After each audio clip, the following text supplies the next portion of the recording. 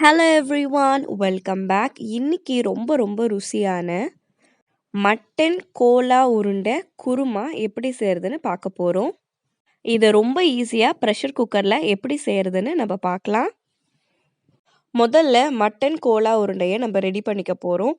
So அதுக்கு பார்த்தீங்கன்னா இங்கே 1 டீஸ்பூன் சீரகம், 1 டீஸ்பூன் சோம்பு, 1 டீஸ்பூன் உடைத்த கடலை, கொஞ்சமாக தேங்காய், அதுக்கப்புறம் காரத்துக்கு 3 காய்ந்த மிளகாய்.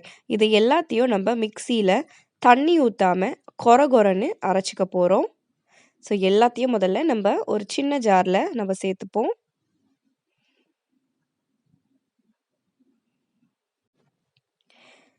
இப்போது இதை கொரன்னு அரைச்சி எடுத்துக்கலாம். இங்கே பார்த்தீங்கன்னா நான் இங்கே வந்து 1/2 kg மின்ஸ்டு மட்டன் வந்து அப்படியே ரெடிமேடாக கடையில் வாங்கினது தான். நீங்கள் மின்ஸ்டு மட்டனுக்கு மட்டனை வாங்கிட்டு கழுவிட்டு மிக்சியில் தண்ணி ஊற்றாமல் ஒரு 10 செகண்ட் அரைச்சிங்கன்னா உங்களுக்கு இந்த மாதிரி கிடச்சிரும். கொஞ்சம் கொஞ்சமாக போட்டு அரைங்க. இப்போ அதில் நம்ம அரைச்சி வச்சுருக்க அந்த மசாலாவை சேர்த்துப்போம். நம்ம மசாலாஸை எல்லாத்தையும் மட்டனோட மிக்ஸ் பண்ணிப்போம். அது மட்டும் இல்லாமல் இதுக்கு தேவையான அளவு கொஞ்சமாக உப்பும் சேர்த்து நல்லா மிக்ஸ் பண்ணிக்கிட்டிங்கன்னா உங்களுக்கு நல்ல ஃப்ளேவரும் டேஸ்ட்டும் இந்த உருண்டையில் இருக்கும். இப்போது இது எல்லாத்தையும் நல்லா மிக்ஸ் பண்ணியாச்சு. இதை குட்டி குட்டி பால்ஸாக நம்ம சின்ன உருண்டையாக செஞ்சு எடுத்து வச்சுக்கலாம். எனக்கு பார்த்தீங்கன்னா இந்த 1/2 kg மட்டனில் 17 உருண்டைகள் கரெக்டாக வந்து கிடச்சிது. ஸோ இப்போது நம்ம வந்து குழம்பு செய்ய ஆரம்பிச்சிடலாம். நம்ம ப்ரெஷர் குக்கர் சூடான பிறகு ஒரு 3 டேபிள் ஸ்பூன் அளவு எண்ணெய் சேர்த்துக்கலாம். எண்ணெய் வந்து கொஞ்சம் அதிகமாக சேர்த்திங்கன்னா தான் இந்த குழம்புல ரொம்ப டேஸ்டியாக இருக்கும். அதனால் 3 டேபிள் ஸ்பூன் எண்ணெய். அதுக்கப்புறம் இங்கே பார்த்தீங்கன்னா ஒரு 4 கிராம்பு, 3 ஏலக்காய், 1 டீஸ்பூன் சோம்பும், 1 பிரியாணி இலை, இது எல்லாத்தையும் நம்ம வெதுவெதுப்பாக சூடாக இருக்கிற எண்ணெயில் வந்து நம்ம சேர்த்துக்கலாம். அது பொரிய நேரத்தில் இங்கே பார்த்தீங்கன்னா 2 பெரிய வெங்காயத்தை நீளமாக கட் பண்ணி வச்சுருக்கேன். அதையும் நம்ம எண்ணெயோட சேர்த்துப்போம். வெங்காயம் போட்டுட்ட பிறகு பார்த்தீங்கன்னா ஒரு 3 பச்சை மிளகாயை பாதியாக உடச்சி வச்சுருக்கேன். அதையும் நம்ம வெங்காயத்தோடு சேர்த்துக்கலாம். சேர்த்துட்டு எல்லாத்தையும் வந்து ஒன்றா கலந்து விட்டுக்கோங்க. இந்த குழம்புல பார்த்தீங்கன்னா வெங்காயம் அதிகமாக இருக்கணும், தக்காளி வந்து கம்மியாக தான் இருக்கணும்.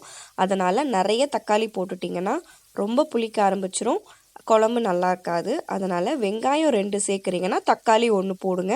அப்படி வெங்காயம் 3 கூட போடலாம், தக்காளி ஆனால் 1 போடுங்க. இன்கேஸ் 5 வெங்காயம் போட்டிங்கன்னா ஒரு 2 தக்காளி போடுங்க. அந்த மாதிரி குவான்டிட்டியை அட்ஜஸ்ட் பண்ணிக்கோங்க. ஸோ தக்காளி இதெல்லாம் மேக்ஸிமம் வந்து கம்மியாக போட்டால் தான் நல்லாயிருக்கும். ஸோ இப்போ வெங்காயம் பார்த்திங்கன்னா நல்லா வந்து வதங்கிடுச்சு. ஸோ வெங்காயம் நல்லா வதங்கிட்ட பிறகு நம்ம வந்து 1 டேபிள் ஸ்பூன் அளவு இஞ்சி பூண்டு விழுது அதையும் சேர்த்துக்கலாம். இஞ்சி பூண்டு விழுதை சேர்த்துட்டு ஒரு பச்சை வாசனை போகிற வரைக்கும் ஒரு 1லேருந்து ஒரு 1.5 நிமிஷம் நல்லா வந்து மீடியம் ஹீட்டில் வதக்கிக்கோங்க. இப்போ எல்லாம் நல்லா வதங்கிடுச்சு. இதில் வந்து பார்த்திங்கன்னா ஒரு பெரிய தக்காளியையும் நீளமாக கட் பண்ணி வச்சுருக்கேன். அதையும் நம்ம வெங்காயத்தோடு சேர்த்து வந்து நல்லா வதக்கிக்கலாம். கொஞ்சமாக உப்பு சேர்த்திங்கன்னா சீக்கிரமாக வதங்கிடும். இப்போ பார்த்திங்கன்னா நம்ம தக்காளி வெங்காயமும் சூப்பராக வந்து வதங்கிடுச்சு. இப்போ மசாலா சேர்த்துருவோம். இங்கே வந்து 1 டீஸ்பூன் மிளகாய்த்தூள், 1/4 டீஸ்பூன் மஞ்சள் தூள், அதுக்கப்புறம் 1 டேபிள் ஸ்பூன் தனியாத்தூள், 1/2 டீஸ்பூன் ஜீரகத்தூள், அதுக்கப்புறம் 1/2 டீஸ்பூன் வந்து மிளகுத்தூளும், 1/2 டீஸ்பூன் வந்து கரம் மசாலா. இது எல்லாத்தையும் வந்து நம்ம தக்காளி வெங்காயத்தோடு சேர்த்து நல்லா எல்லாத்தையும் கலந்து விட்டுக்கலாம். ஹீட்டை வந்து ஸ்லோ பண்ணிடுங்க, இல்லைனா வந்து எல்லாம் தீஞ்சிரும். அதனால் ஹீட்டை ஸ்லோவாக வச்சு எல்லாத்தையும் நல்ல ஒரு வாட்டி ஒரு 2 நிமிஷம் நல்லா வதக்கிப்போம். இப்போ எல்லாமே ஓரளவுக்கு வதங்கிடுச்சு. இதில் வந்து பார்த்திங்கன்னா 2 டீஸ்பூன் தயிர் சேர்த்துக்கலாம். புளிப்பில்லாத தயிராக சேருங்க, போட்டுக்கோங்க, அப்போ தான் நல்லாயிருக்கும். அப்படி இல்லைனா வந்து குழம்பு வந்து நமக்கு லைட்டாக புளிப்பு டேஸ்ட் வந்துடும். ஸோ தயிரும் சேர்த்துட்டு எல்லாத்தையும் நல்ல ஒரு வாட்டி கலந்து விட்டுக்கோங்க. இப்போ எல்லாம் சூப்பராக மிக்ஸ் ஆகி எண்ணெய்லாம் நல்லா பிரிஞ்சு வந்துடுச்சு. இப்போ நம்ம என்ன செய்ய போகிறோம்னு பார்த்தீங்கன்னா குழம்புக்கு தேவையான அளவு தண்ணி சேர்க்க போகிறோம். ஸோ தண்ணி வந்து நான் வந்து இங்கே 1.5 கப்பு வந்து தண்ணி சேர்த்துக்கிறேன். ஸோ தண்ணி நிறைய ஊற்றிடாதீங்க, ஏன்னா மட்டனில் இருந்தும் தண்ணி வரும், அப்புறம் சூப் மாதிரி ஆகிடும் குழம்பு. அதனால் கம்மியாக ஊற்றிக்கோங்க. ஸோ எல்லாத்தையும் இப்போ ஒரு வாட்டி திருப்பி கலந்து விட்டுக்கலாம். ஸோ தண்ணி இப்போது நல்லா கொதிக்க ஆரம்பிக்கட்டும்.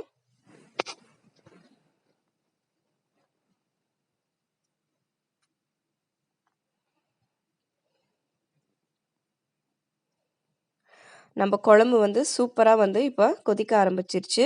இப்போ இதில் என்ன செய்ய போகிறோம் பார்த்தீங்கன்னா, நம்ம அழகாக உருட்டி வச்சுருக்க கோலா உருண்டைகளை ஒன்று ஒன்றா இப்படி அடுக்கின மாதிரி வச்சுருங்க. ஜென்டலாக போடுங்க, இல்லைன்னா எல்லாம் வந்து உடஞ்சிரும். இப்போ இது வந்து கொதிக்கிற நேரத்தில் இப்போ ஸ்டவ்வை வந்து மீடியமாக வச்சுக்கோங்க. நம்ம தேங்காய் விழுதியும் இந்த நேரத்தில் வந்து அரைச்சிக்கலாம். ஸோ ஜென்டலாக மிக்ஸ் பண்ணி விட்டுட்டு இது அப்படியே வந்து ஒரு சைடு இருக்கட்டும். கொஞ்சமாக தேங்காய், முந்திரி பருப்பு, சோம்பு இது எல்லாத்தையும் நல்லா ஸ்மூத்தாக அரைச்சி எடுத்துக்கலாம். ஸோ நம்ம குழம்பும் நல்லா வந்து ஒரு பக்கம் கொதிக்க ஆரம்பிச்சிட்டே இருக்குது. நம்ம இந்த நேரத்தில் நம்ம அரைச்சி வச்சுருக்க தேங்காய் விழுதியும் சேர்த்துக்கலாம். சேர்த்துட்டு எல்லாத்தையும் ஒரு வாட்டி கலந்து விட்டுக்கோங்க. அவ்வளோதான். இப்போ வந்து குக் பண்ணிட்டோன்னா நம்ம சூப்பரான மட்டன் கோலா உருண்டை குருமா வந்து ரெடி ஆயிடுச்சு. பொதுவாக இதை வாணலில் கூட செய்வாங்க, ஏன்னா அரைச்ச மட்டன்றனால சீக்கிரமாகவே தான் வெந்துடும். பட் ஆனால் ப்ரெஷர் குக்கரில் செய்யும்பொழுது உங்களுக்கு ஸ்லோ குக் தான் நம்ம பண்ண போகிறோம். ஸோ அந்த ஃப்ளேவர்ஸ் எல்லாமே வந்து பார்த்திங்கன்னா சூப்பராக இறங்கியிருக்கும். இப்போது நம்ம இதை மூடி வச்சு நம்ம குக் பண்ணிடலாம். ஸ்டீம் வந்த உடனே வெயிட் போட்டுடுங்க. போட்டுட்ட பிறகு மீடியம் ஹீட்டில் ஒரு 10 நிமிஷம் குக் பண்ணுங்கள். 3லேருந்து 4 விசில் வரும். அதுக்கு 10 நிமிஷம் கழித்து ஸ்டவ் ஆஃப் பண்ணிடலாம். ஸ்டீம் போன பிறகு திறந்து பார்த்திங்கன்னா நம்ம ரொம்ப ரொம்ப ரொம்ப டேஸ்டியான மட்டன் கோலா உருண்டை குழம்பு ரெடி ஆயிடுச்சு. நான் கிட்ட உங்களுக்கு மட்டன் எடுத்து காமிக்கிறேன், எப்படி இருக்குன்னு பாருங்கள். வாவ்! கடைசியாக கொஞ்சமாக கொத்தமல்லி சேர்த்துட்டோன்னா நம்மளோட ரொம்ப ரொம்ப டேஸ்டியான மட்டன் கோலா உருண்டை குருமா ரெடி ஆயிடுச்சு. ஸோ ப்ரெஷர் குக்கரில் நம்ம ரொம்ப சிம்பிளாக ஈஸியாக செஞ்சுட்டோம். ஸோ ப்ரெஷர் குக்கர் மெத்தடை ஒரு வாட்டி கண்டிப்பாக ட்ரை பண்ணுங்கள். ஸோ கண்டிப்பாக இந்த ரெசிபியை ட்ரை பண்ணுங்கள். வீட்டில் எல்லாருமே விரும்பி சாப்பிடுவாங்க. இது வந்து இட்லி, தோசை, ரைஸ், சப்பாத்தி எல்லாத்துக்குமே ஒரு சூப்பரான ஒரு காம்பினேஷன். இந்த வீடியோ வந்து உங்களுக்கு பிடிச்சிருக்கும்னு நினைக்கிறேன். இது வரைக்கும் நம்ம சேனலுக்கு நீங்கள் சப்ஸ்கிரைப் பண்ணலன்னா இந்த மாதிரி நிறைய சூப்பரான ரெசிபீஸ் பார்க்க மறக்காமல் சப்ஸ்கிரைப் பண்ணிவிட்டு பக்கத்தில் இருக்க பெல்லையும் ப்ரெஸ் பண்ணிவிடுங்க. வேற ஒரு புது வீடியோவில் உங்களை நான் ஃப்ரைடே பார்க்குறேன். தேங்க்யூ ஸோ மச் ஃபார் வாட்சிங். Take care and bye bye.